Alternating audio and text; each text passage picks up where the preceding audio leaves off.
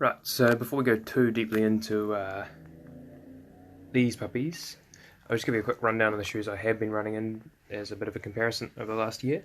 So the Adidas DS trainers, the Flyknit version. Most of my racing and tempo running has either been done in these, which are the Adidas Adios Adizeros. These are the Flyknit version, and these are kind of just the regular version. And then the rest of my training, if not in the DS trainers, has been in these, which are the Asics Pursues. So yeah, just a bit of a rundown, and we'll get to have a look at these soon.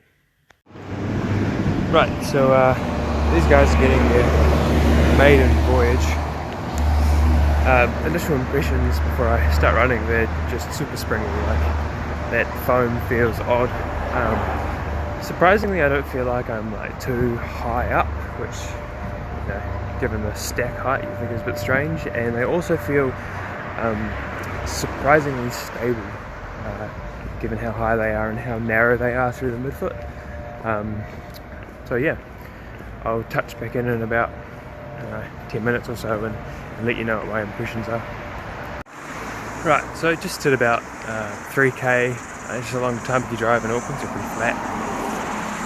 Wow, so obviously caveat, this is just one run and yeah, not much data. I'll have a look at some data when I get back and do a bit of a comparison, but they are quite interesting. I would say 10 seconds a K was probably pretty safe in terms of a number that was faster than usual, or about maybe 10 beats per minute lower heart rate for kind of the same kind of pace, so it's certainly a significant difference there. Yeah, super springy. The carbon plate, you don't feel like there's this super rigid structure in there, which is nice. And yeah, I'm quite surprised, to be honest. I knew they were going to be good, but initial impressions are quite good. Also, just to note, I did quite a big session yesterday, so there's going to be a bit of fatigue in the system, and that can play around with heart rate a bit, but can kind of make it go both ways.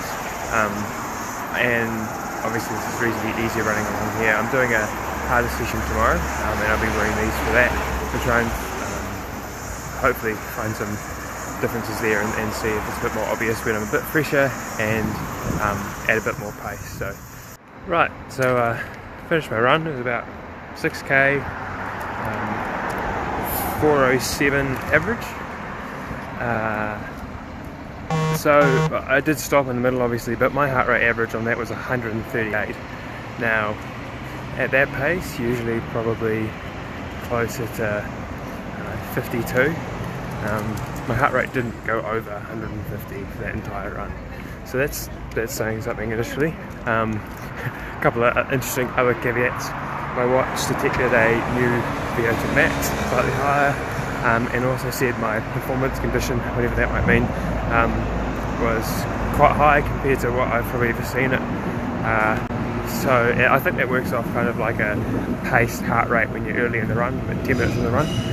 So yeah, initial kind of response would be that they seem to kind of do what they promise.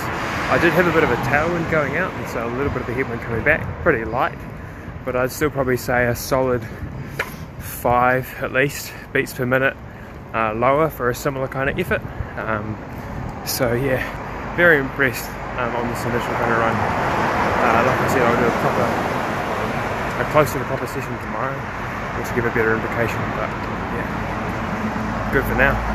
I'll have a look at some data when I get back as well, and see if I can kind of compare some of the runs and see what it actually looks like, a bit more detailed in the numbers, so look out for that. I'll probably just post it.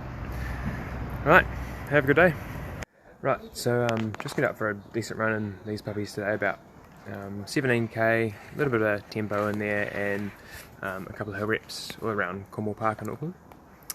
So yesterday I might get caught up on the hype a little bit much, first time in the shoes and all that kind of stuff, but maybe they weren't as, the gains weren't as big as I might have seen in the videos, but there was certainly something there, hard to tell, fatigue and all that kind of stuff. Today again, not really a great measure because it was quite an undulating course, quite windy. I was going to get down to the track, but it's being used, so until I get down there and get like a bit more accurate of a baseline, then won't have an awesome idea, but do have a couple more ideas since.